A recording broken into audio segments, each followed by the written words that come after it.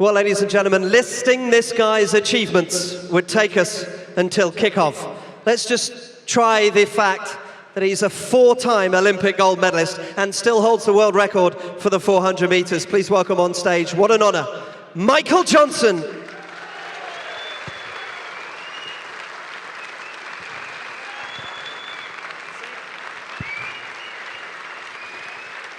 Thank you. Michael, this country has had an Olympic warmth, a buzz that just radiates around us. As an adopted Brit, as you were obviously for the Games on our screens on the BBC, did you feel it, and do you still feel it? No, absolutely. It was great Games. With any Olympic Games, the performances usually will take care of themselves. You got the greatest athletes in the world at their best, and so it makes for great performances.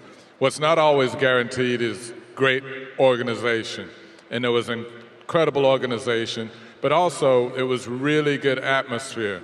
I mean, in the stadiums, all of the different venues, in Olympic Park, all across London, people were really into it, and it was a great time. Now, I know you had the fortune of appearing at the home games as well when you were in Atlanta, and of course, and those were your moments of your career.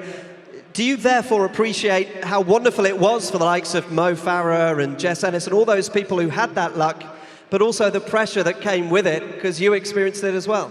Yeah, it's kind of a double-edged sword. You know, there's the home advantage of having people supporting, being so supportive in the stands. There's the build-up.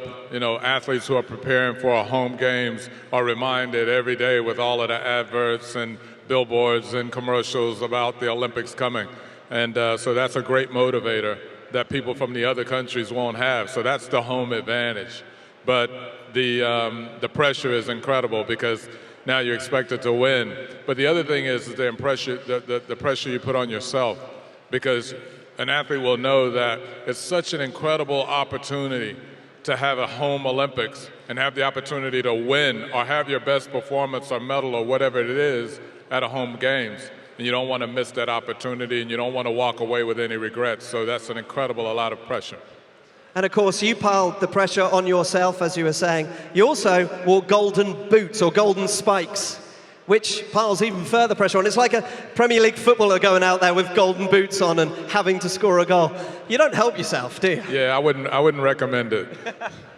No, fair enough. Talking about football, here we are, or soccer, I should say.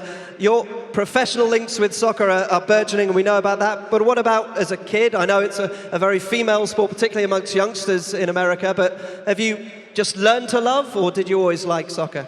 No, it's very much a sport for both genders. I mean, the biggest participation sport in America is soccer, both genders, boys and girls. And so it's a very popular sport at that level. It has struggled at the professional level over the years, but now with David Beckham with Galaxy and Thierry Henry with New York Red Bulls, it's starting to take on a little bit higher quality.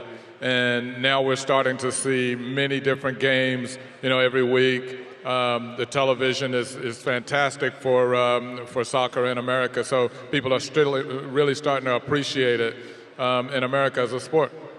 Quite often you hear about athletes who have either started in football or sometimes footballers who started as athletes. The crossover is actually growing, it would seem, with Adam Jamili, for example, the British sprinter who was on Chelsea's books, played for Stevenage Borough. So clearly there is a bit of a crossover. Are you any good at football? I was actually pretty good, but I think I chose the right sport. Fair enough. Before you became a track star, were you good at American football? What was your other team sport? I actually played, when I first started, I played American football, I played soccer, athletics, of course, basketball and baseball. And so I played all sports. And that was really, in America, that's how we learned to be athletes. Most athletes will play every sport. Now athletes are specializing a lot earlier. But there's great benefits to playing different sports, and that's why you see athletes like Adam Jamili, who's able to transfer over into another sport and have success. And Usain Bolt fancies himself as a bit of a footballer, doesn't he? He actually genuinely thinks that he's good enough.